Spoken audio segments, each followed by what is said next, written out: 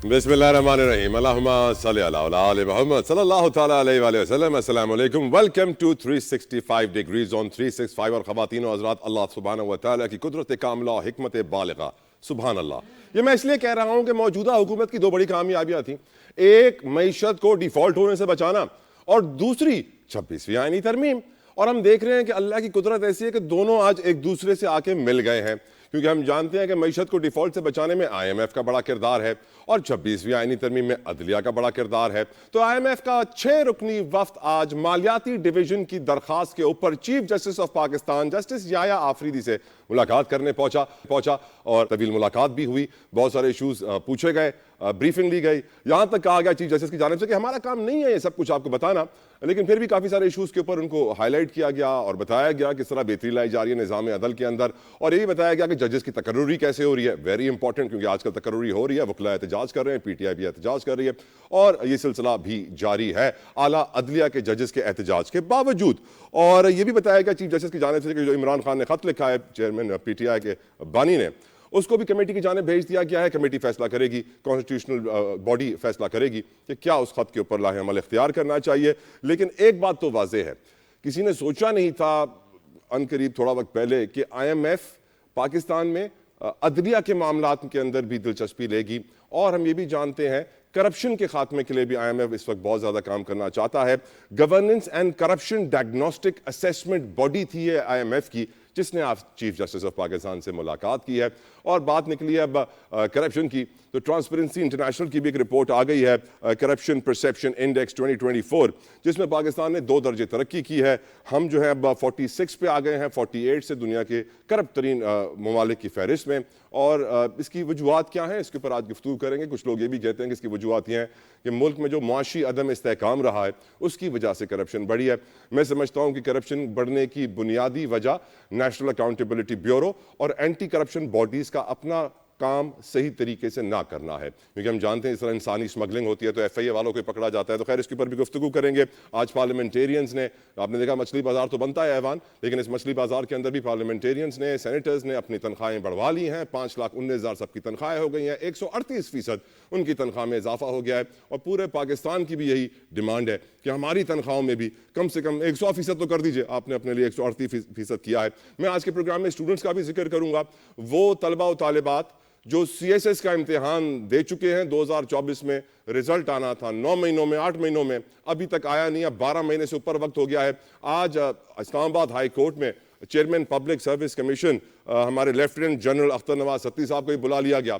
उनसे पूछा गया क्या मामला है, क्यों ताखीर हो रही है, कब ये रिजल्ट आएगा, आप आज रिजल्ट का बता दीजिए तो हम ये फैसला डिसाइड कर लेंगे। और फैसला महफूज भी हो गया है। लेट्स सी फैसला क्या आता है। स्टूडेंट्स की ये दरख्वास्त है कि इन जो आने वाला शेड्यूल है अगले इम्तिहानात का CSS का, उसको मौखर किया जाए। जबकि हमारे हुकूमती वकील ये कहते हैं, फेडरल पब्लिक सर्विस कमीशन के वकील ये कहते हैं कि सीक्रेसी का प्रॉब्लम हो जाएगा, सीक्रेसी के मैटर्स जो हैं वो उसमें खलल पड़ जाएगी, इसीलिए इनको मौखर नहीं कर सकते। फैसला महफूज हो गया है। CSS के स्टूडेंट्स हो मुल्क में इस वक्त बड़े परेशान हैं, मेडिकल के स्टूडेंट्स हो उनके वालिदैन बड़े परेशान हैं। मैं शुक्रिया अदा करना चाहूँगा हमारी ऑनरेबल सेनेटर पलवशा खान साहिबा का, नूर आलम खान साहब का, हुमायूं खान मोमन साहब का। ये वो सेनेटर्स हैं जो उस कमेटी में थे, सेनेट की कायमा कमेटी बराए सेहत में, जिसने आज मेडिकल कॉलेजों की फीसों के ऊपर आवाज उठाई है। सुप्रीम कोर्ट का ऑर्डर था कि 9 लाख होनी चाहिए, इस वक्त 30 लाख क्रॉस कर चुकी है और कोई पूछने वाला नहीं है। और बताया जा रहा है कि बड़े ताकतवर लोग इसमें मुलव्विल हैं। Pakistan medical and dental council के ऊपर भी इल्जामात हैं। जो कमेटी बनाई गई थी इसको मॉनिटर करने के लिए, उसको हेड कर रहे हैं इसहाक डार साहब, डेप्यूटी प्राइम मिनिस्टर भी, फॉरेन मिनिस्टर भी, यहाँ पर भी, और कुछ करने में वो नाकाम नजर आ रहे हैं, जिसकी वजह से he will be held responsible for this situation. Discussion का आगाज करेंगे। वेलकम करना चाहूंगा, मेरे साथ मौजूद हैं उस्मा कायबा, किसी तारुफ की मोहताज नहीं है, PMLN से। Thank you so very much Usma Kardar sahab आपकी कीमती वक्त के लिए।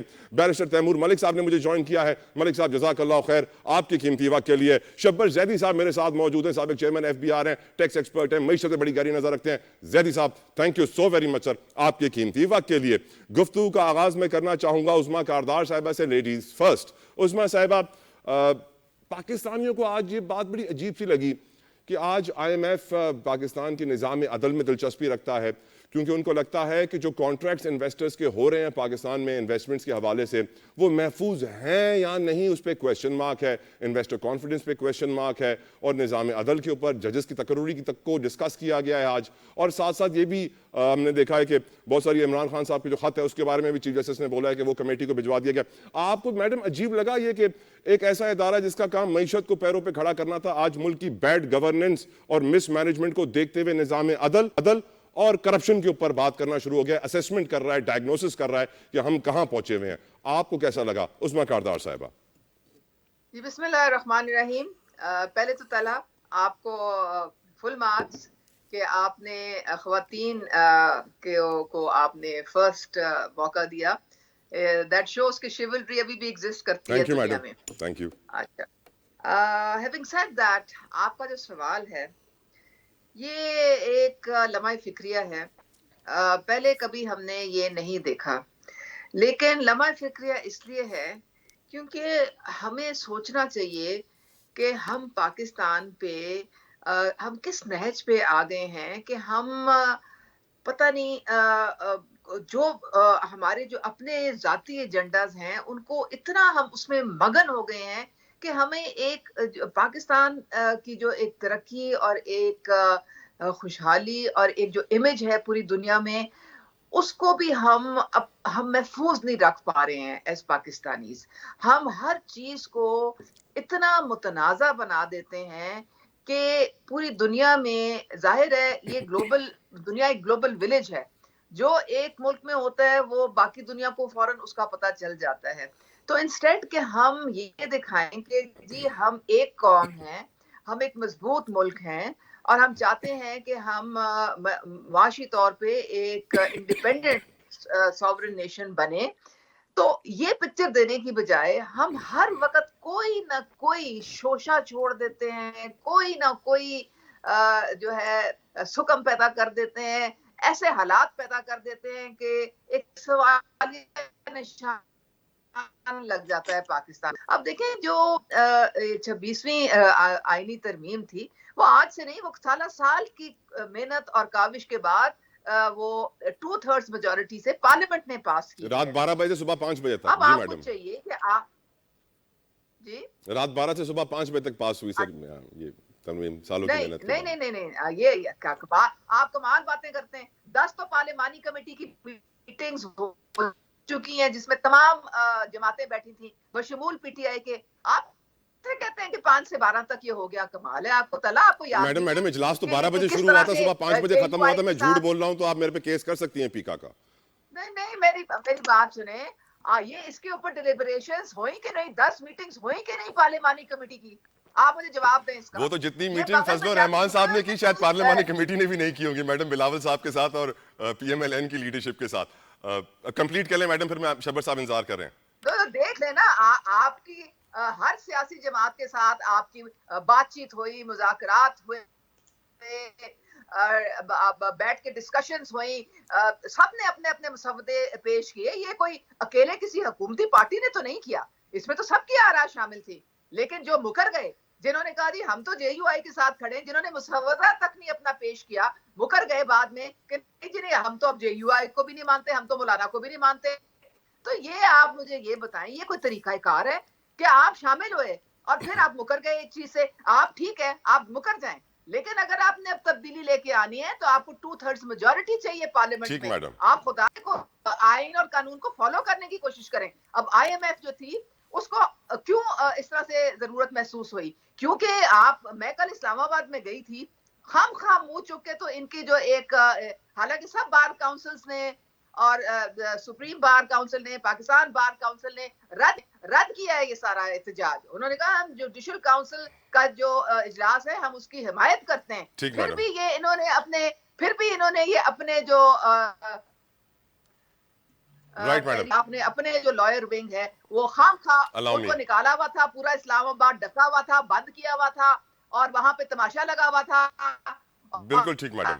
आईएमएफ का वफद पे पहुंचते तो जाहिर है कि वो नहीं देखते, उनकी आंखें नहीं है। आप उनको क्या दिखाना चाह रहे हैं कि हमारा इतना गैर मुस्तहकम मुल्क है? बिल्कुल ठीक, रहम कर ले पाकिस्तान, पॉइंट टेकन मैडम, रहम कर ले पाकिस्तान, रहम करें पाकिस्तान पर, रहम करें। आप आईएमएफ को सबूत आपने किया, तला इन्होंने जाके आईएमएफ के दफ्तर के बाहर वो एक और डोजियर भी लिखने वाले हैं, मैं आपसे उससे बात करूंगा मैडम। अलाउ मी, शब्बर साहब भी वेट कर रहे हैं, मलिक साहब भी वेट कर रहे हैं। Madam, with all due respect, I am sorry to interrupt. Shabbar Zaidi Sahab, मुल्क में आज निज़ाम अदल को बेहतर करने के लिए डायग्नोसिस किया जा रहा है, करप्शन को खत्म करने के लिए डायग्नोसिस किया जा रहा है, आईएमएफ की चीफ जस्टिस से मुलाकात हो रही है, मिसमैनेजमेंट, बैड गवर्नेंस, चेयरमैन नैब फौरन से आज बयान जारी करते हैं क्योंकि ट्रांसपेरेंसी इंटरनेशनल ने रिपोर्ट दे दी है कि करप्शन बढ़ गई है। वो कहते हैं सिंध में कोई सिस्टम चल रहा है, सबूत लाओ, हम कार्रवाई करेंगे। सबूत लाना हमारा काम है, उनका तो नहीं। आप इसके ऊपर क्या कहेंगे जैदी साहब?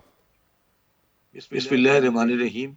साहब, अगर आप मुझे फॉलो करते रहे हैं तो उस वक्त से, जिस वक्त से इमरान खान की गवर्नमेंट थी और मेरा ताल्लुक इमरान खान के साथ रहा है और आज भी है, मैं आपको ये बड़े वाज़ेह अल्फाज में कह चुका हूँ कि गवर्नेंस, करप्शन, इकोनॉमी और जुडिशरी में ये मुल्क नाकामी की तरफ जा रहा है और इसमें मेरी कभी राय तब्दील नहीं होगी।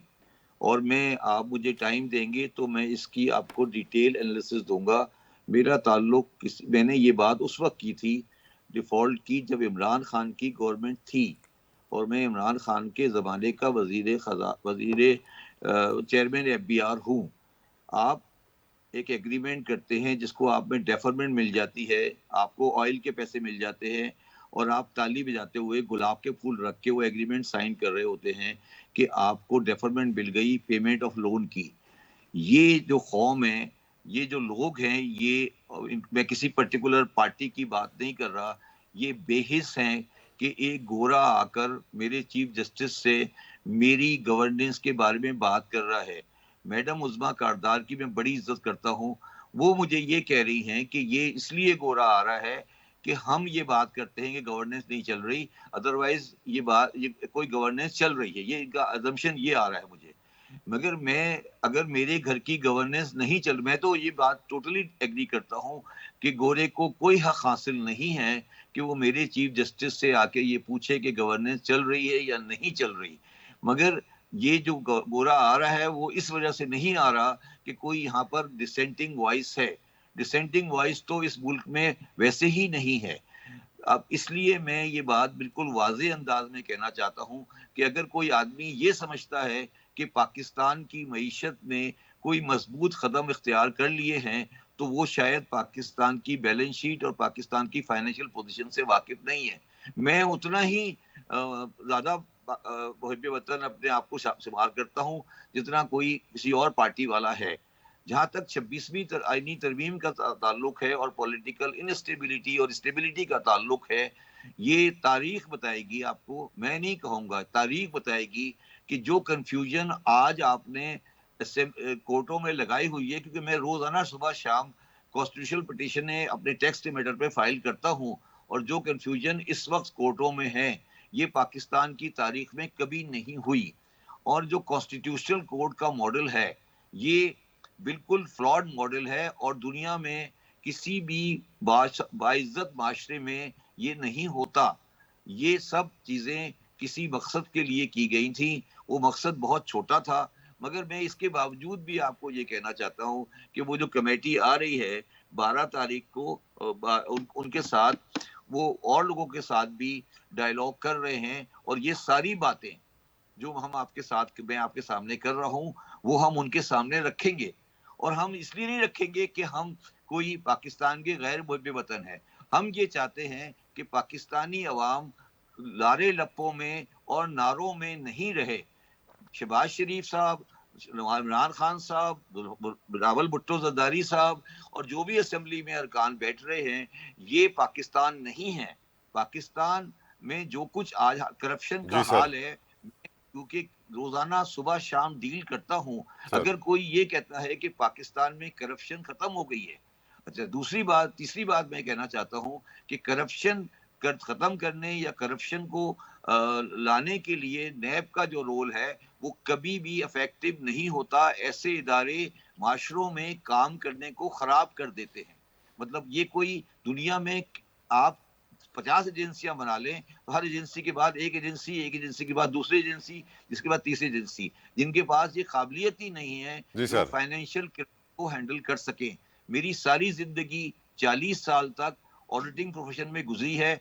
मैंने पाकिस्तान की तमाम वो पोस्टें गुजारी हैं जो कि फाइनेंशियल ऑडिटिंग करता है। तो ये जो इदारे होते हैं ये कभी भी financial corruption, white collar crime को हैंडल नहीं कर सकते। बिल्कुल और ये ठीक सर। करप्शन की जो खेल आप खेल रहे हैं, जो बातें कर रहे हैं, ये बेकार की गुफ्तगू है। इसमें टाइम ज़ाय करने का कोई फायदा नहीं है। आप थाने में चले जाएं, आप इनकम टैक्स ऑफिस में चले जाएं, आप कोई भी चीज पे चले जाएं, जहां पर ऑटोमेशन नहीं है वहां करप्शन है। मैं आपको बिल्कुल साफ बता रहा हूँ। बिल्कुल ठीक। पासपोर्ट में करप्शन इसलिए नहीं है कि वहां ऑटोमेशन है। जहां पर आईडेंटिटी कार्ड में करप्शन इसलिए नहीं है कि वहां ऑटोमेशन है। और ये बात मैं बिल्कुल वाज़े अल्फाज में कहना चाहता हूँ कि जितनी भी पाकिस्तान में ठीक आज ठीक सर। ऑटोमेशन है उसकी 90% मुशर्रफ साहब बना के गए हैं, बाकी सब ने तबाह किया है। बिल्कुल जो ठीक सर। पाकिस्तान में आज थोड़ी बहुत ऑटोमेशन नजर आ रही है, ये मुशर्रफ साहब के जमाने की चीज है। बाकी ये सब टाइम ज़ाय करते हैं, ये बिला वजह की गुफ्तगू कर रहे हैं। इनका कोई ताल्लुक पाकिस्तान की ग्राउंड रियलिटी से नहीं है। बिल्कुल ठीक सर। तैमूर मलिक साहब, आप माशाल्लाह से कानून के तालिबे इल्म हैं, कानून को समझते हैं, और आज जो ऑटोमेशन की बात बड़ी कमाल अभी शबर जैदी साहब ने की है। चीफ जस्टिस ने भी IMF के वफ्द को कहा कि हमें आर्टिफिशियल इंटेलिजेंस चाहिए। मेरे ख्याल से हर पाकिस्तानी कहता होगा कि AI के जरिए हमारी अदालतें चलेंगी तो जल्दी जल्दी फैसले आ जाएंगे और कोई मुदाखलत भी नहीं हो सकेगी। आपकी नज़र में आज की मुलाकात की इंपॉर्टेंस, तैमूर मलिक साहब। जी बिस्मिल्लाहिर्रहमानिर्रहीम। शबर जैदी साहब ने हमेशा की तरह बड़ी मुनासिब बातें की और अपना वसी तजर्बा हमसे शेयर किया है। देखें तला, मैं एक बड़ी यूनिक पोजीशन में हूँ कि वकील तो हूँ, लेकिन मेरी पहली डिग्री IT के अंदर है और उसके बाद MBA भी किया हुआ है और रूल ऑफ लॉ से बड़ा गहरा ताल्लुक भी है। तो मैं तो इस सारी चीज़ को इस नज़र से देखता हूँ कि देखिए बिल्कुल पाकिस्तान में कोई भी इदारा हो, उसमें आपने अगर ट्रांसपेरेंसी इंक्रीज करनी हो, उसमें आपने ह्यूमन इंटरवेंशन को कम करना हो, और उससे मुंसलिक है करप्शन, आप दुनिया जहां पे देख लें तो ये चीज़ें सिर्फ टाइम बचाने के लिए या कॉस्ट सेविंग के लिए नहीं की जाती, बल्कि करप्शन को कम करने के लिए भी की जाती हैं, जो कि ह्यूमन इंटरवेंशन कम करके कई दफ़ा होती हैं। सो बिल्कुल हमारे कोर्ट सिस्टम में एक बहुत बड़ा फ्लॉ जो है, जो आपका केस की दायरी से लेके केस लगने तक का अमल है, अगर हम सब उसको प्रॉपरली ऑटोमेट कर दें, इंडिविजुअल लोगों के हाथों से निकाल के मशीनों के हवाले कर दें, तो शायद कई चीज़ों में बेहतरी आ सकती है। इसी तरह बिल्कुल ब्लॉकचेन का इस्तेमाल किया जाए और टेक्नोलॉजी के जरिए जो डॉक्यूमेंटेशन जिस तरह लगेगी, उससे ये भी तासुर कम हो जाएगा कि फाइलें कभी भी भरी जा वैसे तैमूर साहब, अगर जिस तरीके से IMF हमें अपनी मुआशी पॉलिसीज के हवाले से बताता है कि अब एग्रीकल्चर पे टैक्स लगाओ, अब यहाँ पे टैक्स लगाओ, बिजली महंगी करो, कल अगर अदलिया को बोलेगा जजेस को सही तरीके से तकर्रुर करो, ट्रांसपेरेंसी लेकर आओ, तो कैसा लगेगा आपको? अच्छा लगेगा? देखिए, हमें अच्छा तो बिल्कुल नहीं लगता। अच्छा तो IMF की या वर्ल्ड बैंक या किसी भी इंटरनेशनल ऑर्गेनाइजेशन की मुल्की मामलात में मुदाखलत किसी भी किस्म की, आप किसी भी पार्टी से ताल्लुक रखते हो, तो बतौर शहरी आपको अच्छा नहीं लगता। लेकिन यहाँ पे ज़रूरी चीज़ एक ये है कि ये समझें कि जब आप किसी से कर्जा लेते हैं तो उसकी कंडीशंस होती हैं। आप उसको डिफ़र कराएं, उसको एक्सटेंशन लें, जो भी कराएं, आप उसको सेलिब्रेट फिर करते हैं कि जी हमें IMF से नया प्रोग्राम मिल गया या उसकी एक्सटेंशन हो गई, तो वो बगैर शराइत की तो नहीं होती। बिल्कुल और ठीक। आजकल जो भी शराइत हो, आपने एक बैंक ने एक कंपनी को लोन दिया है, तो वो उधर भी ये कहते हैं कि आपकी कॉर्पोरेट गवर्नेंस प्रॉपर होगी, आप अपनी फाइलिंग्स मलिक साहब, ब्रेक का कहा जा रहा है। I am so sorry, apologies sir. Break का कहा जा रहा है, ब्रेक से वापस आएंगे, नौजवानों को डिस्कस करेंगे, CSS के स्टूडेंट्स को भी, मेडिकल के स्टूडेंट्स को भी बड़ा जुल्म हो रहा है। After this break. वैसे तो रोजाना ही चीफ मिनिस्टर पंजाब मरियम नवाज साहिबा तलबा और तालिबात के साथ खिताब करती हैं, गुफ्तगू करती हैं, लेकिन matter of the fact is इस मुल्क में बहुत बड़ी तादाद में तलबा और तालिबात इस वक्त मुश्किल में फंसे हुए हैं।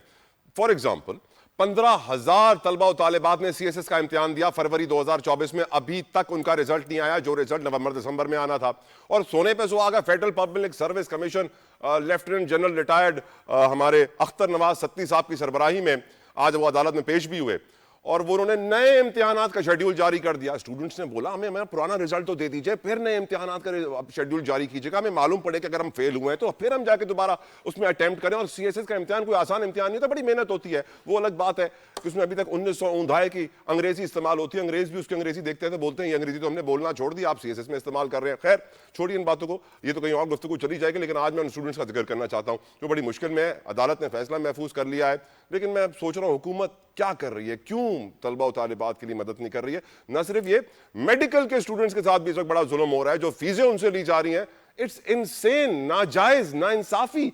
सुप्रीम कोर्ट का फैसला 9 लाख सेमेस्टर ली जाए, सेमेस्टर 4-5 महीनों का होता है, इस वक्त 30-30 लाख रुपए सेमेस्टर ली जा रही है, कोई पूछने वाला नहीं है। सेनेट की कायमा कमेटी ने एक बॉडी फॉर्म की, कमेटी फॉर्म की, जिसकी सरबराही नायब वजीर आजम इसहाक डार साहब कर रहे हैं। उन्होंने भी कुछ नहीं किया, यह भी उनकी गफलत में आता है कि उन्होंने अपने फराइज अंजाम नहीं दिए, कोई एक्शन नहीं लिया। जरा तो यह भी कह रहे हैं उनके करीबी साथी, और इनफैक्ट सेनेटर हुमायूं खान मोमन कहते हैं कि पार्लियामेंटेरियंस इस बिजनेस के अंदर मुलव्वस हैं, वो भी कमा रहे हैं, इसीलिए वो कुछ नहीं बोल रहे हैं। उज़मा कारदार साहिबा, मरियम साहिबा जिस तरीके से रोजाना से काउंसलिंग करती हैं स्टूडेंट्स की, बताती हैं कि आपने ये नहीं करना, ये नहीं करना, ये नहीं करना।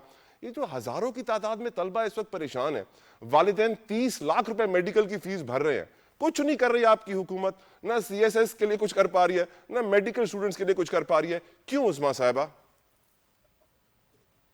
देखिए, बात सारी ये है कि सीएसएस के स्टूडेंट्स जो हैं, इनकी बड़ी जेन्युइन कंप्लेंट है, और ये अब चूंकि अदालत में केस है तो जनरल साहब ने आके उसकी एक्सप्लेनेशन भी देनी पड़ेगी। पहले मैंने कभी ऐसे नहीं सुना कि ये इतना डिले हो, तो बिल्कुल नहीं होना चाहिए, और आई एम श्योर इसका कोई एक बहुत उनको इंसाफ मिल जाएगा स्टूडेंट्स को। मुझे इतनी कोई परेशानी नहीं है। मेडिकल स्टूडेंट्स की तो पीछे जो फीसें बड़ी हैं, ये जो प्राइवेट मेडिकल कॉलेजेस वगैरह हैं, इनको सबको लगाम डालने की जरूरत है, लेकिन इसके लिए भी एक पॉलिसी जो है, एक यूनिफॉर्म पॉलिसी जो है वो बनानी पड़ेगी, और इस पूरे जो सिलसिला है इसको नए सिरे से इसको जरा रिव्यू करना पड़ेगा। जरा मैं थोड़ी सी एक आध बात पे मुझे कमेंट करने की इजाजत दें। देखें, शब्बर जैदी जो है, मैं उनका बहुत एहतराम करती हूँ, लेकिन बहुत आसान होता है, सियासतदान जो है वो सॉफ्ट टारगेट्स होते हैं, उन्हीं को हर वक्त आप कहें कि जी सारा कसूर और सारा इल्जाम उनका है। देखें, इनको इतना गोल्डन अपॉर्चुनिटी मिली थी, ये एफबीआर के चेयरमैन भी रहे, क्यों इन्होंने हाथ खड़े कर लिए थे? क्यों नहीं एफबीआर में रिफॉर्म्स करा सके? क्यों नहीं ऑटोमेशन पे? मैडम, वो उन्होंने एक इंटरव्यू में बताया था, वीडियो बड़ी वायरल हुई थी, कह रहे थे बड़े बड़े लोग आके मेरे साथ आकर बैठ गए थे और फिर उन्होंने ऑर्डर चलाने शुरू कर दिए और मैं कुछ नहीं कर सका। नहीं, देखें, जब ये फिर ये पीटीआई की हुकूमत की बात है ना, 5 चेयरमैन उन्होंने बदले। देखिए, मैं आपको एक मिसाल देती हूँ। मैडम, पीटीआई की हुकूमत भी तो वही लाए थे ना मैडम। मैं आपको एक मेरी बात सुनने तला। मरियम नवाज साहिबा जो है, उनके जितने भी इस वक्त इनिशिएटिव पंजाब में हैं, सारे ऑटोमेशन पे वो चल रहे हैं। क्लिनिक ऑन व्हील्स में 22 हलकों में 22 डिस्ट्रिक्ट्स में जाके फिर मरियम साहिबा मेडिकल कॉलेजेस को लगाम क्यों नहीं डाल पाई मैडम? अरे आप उसको छोड़े, पहले ये बात भी मेरी सुन लेना। जो सही डायरेक्शन में चीज जा रही है उसको भी कभी कभी आप अप्रिशिएट कर लिया करें। उनकी देखें, ऑटोमेशन है, सुबह गाड़ियां चलती हैं, उनकी लोकेशन तक जो है वो मॉनिटर हो रही है, कब वो निकले, कौन कितने लोग थे, नहीं थे, दवाइयां किधर से आई, किधर गई, कितने पेशेंट्स, सब ऑटोमेटेड, सब डिजिटलाइज्ड है। धीरानी प्रोग्राम डिजिटलाइज। अगर ये होनहार स्टूडेंट्स का प्रोग्राम है तो ऑनलाइन अप्लाई किया सारों ने। कोई मेरे तेरे को किसी को यहाँ पे स्कॉलरशिप नहीं मिला, अपना घर अपनी छत, किसी मेरे तेरे को कुछ नहीं मिल रहा है, सब ऑनलाइन ट्रांसपेरेंट। और करप्शन को ऐसे रोका जाता है। पंजाब में करप्शन इस तरीके से रोकी जा रही है क्योंकि हर चीज डिजिटलाइज है, ऑनलाइन है, उसमें मिनिमम जो है वो करप्शन का जो है एरर आएगा। अब ये जो मेडिकल कॉलेजेस का ये तो स्कैम आज से थोड़ी है, ये कोई एक दिन में तो नहीं हुआ। ये पिछले पीटीआई के दौर में खुद मैं जाके इनकी पूरी काउंसिल से मिली थी, ये जितने जो कंट्रोल करते हैं प्राइवेट मेडिकल कॉलेजेस को, ये सब मिले होते हैं।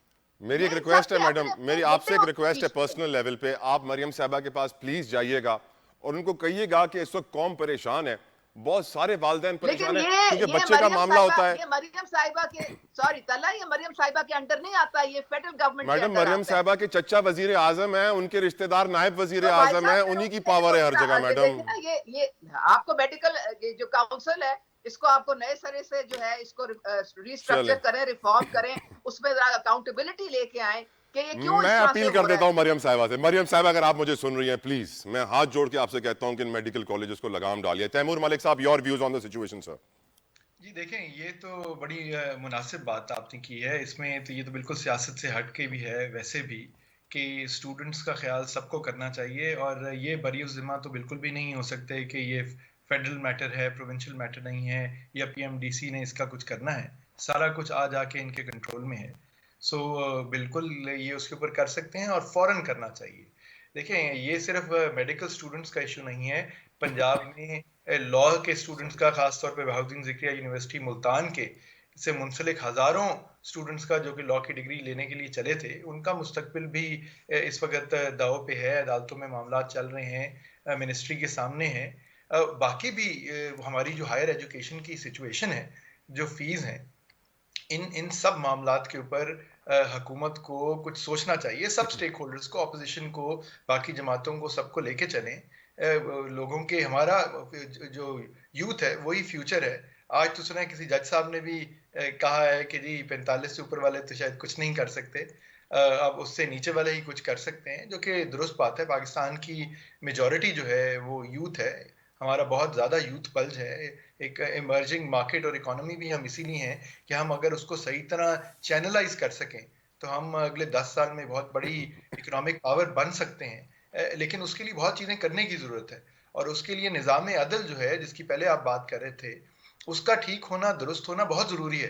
बिकॉज चाहे दो पार्टीज हों, फॉरेन इन्वेस्टर्स हों, कंपनीज हों, इंडिविजुअल्स के झगड़े मसाइल हों, आ जाके आप मुल्क में तभी कुछ करते हैं जब आपको ये पता है कि आप जिस भी पार्टी के साथ कोई मुआहदा कर रहे हैं, कोई अंडरस्टैंडिंग कर रहे हैं, उसको आप इन्फोर्स भी करा सकेंगे अगर दूसरी पार्टी ब्रीच करती है। तो वो मामलात जो हैं वो ज़ाहिर है सियासत की नज़र हो चुकी हैं इस वक्त। अदालतें हों, आपका निज़ाम इंसाफ हो, तो ओवरऑल नेशनल कॉन्फिडेंस जो है उसकी वजह से इम्पैक्ट होता है। और स्टूडेंट्स का भी मामला यही है। जहाँ तक सीएसएस के स्टूडेंट्स की बात है, बिल्कुल ताख़ीर नहीं होनी चाहिए थी। ये देखें, कुछ बेसिक बातें हैं।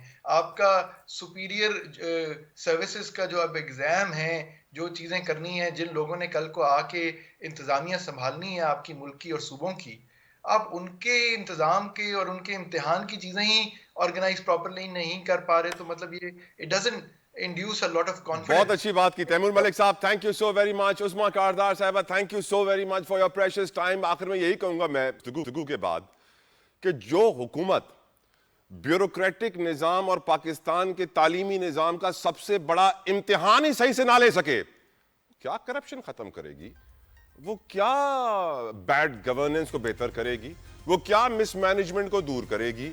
एक इम्तिहान तो प्लीज सही से करवा लीजिए। ये वो इम्तिहान है जो आपके मुल्क के आला तरीन ऑफिसर्स का चुनाव करता है। सालों साल ये तलबा मेहनत करते हैं, और आप लोग, अप्रैल में आ जाएगा रिजल्ट, कोई मसला नहीं है। अगर अभी आपने अगले इम्तिहान का शेड्यूल मौखर कर दिया तो सीक्रेसी के प्रॉब्लम हो जाएंगे। ये कहना था हुकूमती वकील का। अनबिलीवेबल। Take a break.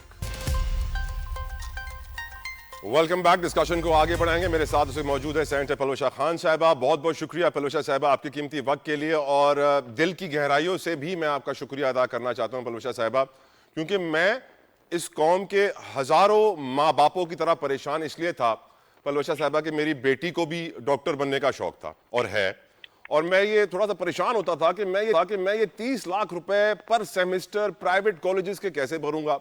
अब आपका मैं शुक्रिया अदा करूंगा, नूर आलम खान साहब, जितने भी मेंबर्स थे उस कमेटी में जिन्होंने आवाज उठाई है।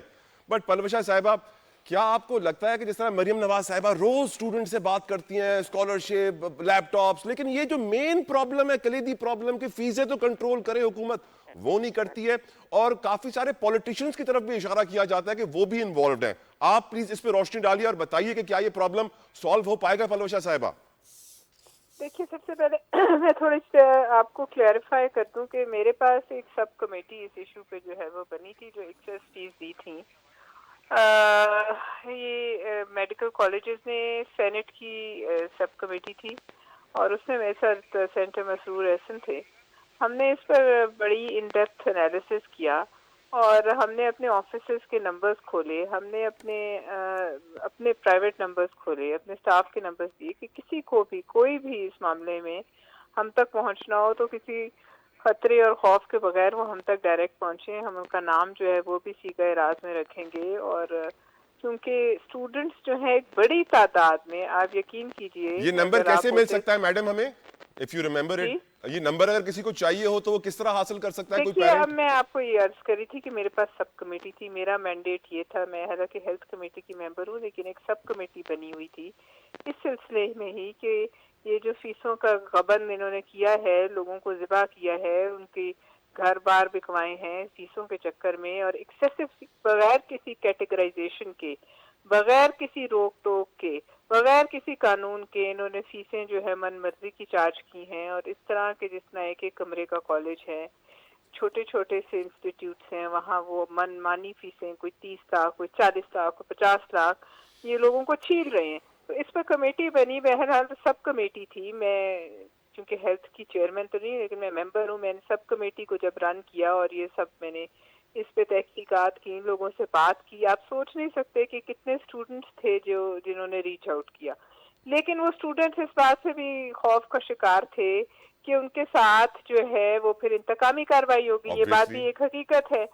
लेकिन मैं आपको ये जो मैंने आज रिपोर्ट पेश की है अपनी कायमा कमेटी में सेनेट की, ये चंद दिनों में उसमें भी आएगी हाउस में, आप इसको पढ़िएगा, आप देखें कि आपको चशम कुशा इंकशाफात होंगे किस तरीके से ये गुंडागर्दी हुई, ये सब चोरी हुई और पीएमडीसी खामोश है। ये उन्होंने माना बाकायदा ऑन रिकॉर्ड कि उन्होंने कुछ नहीं किया, जब ये कॉलेजेस मनमानी कर रहे थे और लोगों की जो है वो घर बार बिकवा के अपने पेट भर रहे थे। तो लिहाजा ये एक बड़ा अलमिया है, लेकिन मैंने अपना काम कर दिया है। फिर भी अगर किसी स्टूडेंट को मेरी जात की हद तक जरूरत हो तो वो बेशक मुझसे राब्ता करें और मैं उनकी आवाज उठाऊंगी। लेकिन चूंकि अभी मैंने तो जो करना था मैंने रोक लगा दी कि जब तक नई एक प्राइम मिनिस्टर ने भी कमेटी शायद बनाई है, जो अभी तक शायद कुछ भी नहीं उन्होंने किया। उसको लेकिन शायद इसाक डार साहब चेयर कर रहे हैं उस जी कमेटी को। जी, मैं वो उस कमेटी की भी कोई रिकमेंडेशन जो हैं वो पता नहीं फिर कहाँ गई हैं, अब तो काफी दिन हो गए। लेकिन बहरहाल मैं आपको ये कहना चाह रही हूँ कि मैंने अपना काम कर दिया, जो मुझे काम दिया गया था मैंने उसको कर दिया। इनको मैंने रोक भी लगाई कि जब तक ये फॉर्मूला तय नहीं होता आप फीसें नहीं लेंगे, क्योंकि वो फीसें अगली जो साल की हैं वो भी ले रहे थे और बगैर किसी रोक टोक के। तो ये एक माफिया है, मैं आपको बिल्कुल एक जो है हकीकत बताऊं, इस माफिया पे हाथ डालने से हमारे बड़े बड़े लोग भी डरते हैं, खुद भी हिस्सा होते हैं। ये माफिया इतना बेलगाम है कि इसको जो है जब तक कोई बहुत बड़े किसी ओहदे से इस पे हाथ नहीं पड़ेगा, जो मुझे नहीं लगता कि पड़ेगा, ये माफिया बेलगामी के साथ लोगों को ज़िबा करता रहेगा, छीलता रहेगा। और मैडम आप कहेंगी कि ये वजीर आजम की, नायब वजीर आजम की मुजरिमाना गफलत है कि वो खामोशी इख्तियार किए हुए इस मसले पे? देखिए उन्होंने मैं आपको अर्ज की, एक कमेटी एक पैरेलल बना दी, फिर एक और बन गई, फिर एक और बन गई, वो एक कमेटी दर कमेटी बनती रही। फिर नायब वजीर आजम ने एक कमेटी बना दी, मेरी कमेटी ने अपना काम करके रिपोर्ट पेश कर दी, जो इंशाल्लाह अब कुछ दिन में 2-3 दिन में सेनेट का जो सेशन होगा उसमें ले हो जाएगी। लेकिन उनकी कमेटी मुझे इल्म नहीं क्या कर रही है, क्योंकि वो एक अलग वजीर आजम की कमेटी दर कमेटी है। लेकिन वजीर आजम साहब से हम अपील कर सकते हैं और हमारे डिप्टी प्राइम मिनिस्टर से कि लोगों की जो ज़िबा किया जा रहा है तालीम के नाम पे, फी के नाम पे, और ये मन मर्जी एक एक कमरे की खुडियों में कॉलेज खुले हुए हैं और वो जो है जो मर्जी आए करते हैं, उनको कोई रोकने टोकने वाला नहीं। और जैसे ही कोई इनका नाम ले वो आप तक पहुंचने की कोशिश करते हैं, वो आप तक इन्फ्लुएंस यूज करने की कोशिश करते हैं, लालच देने की कोशिश करते हैं।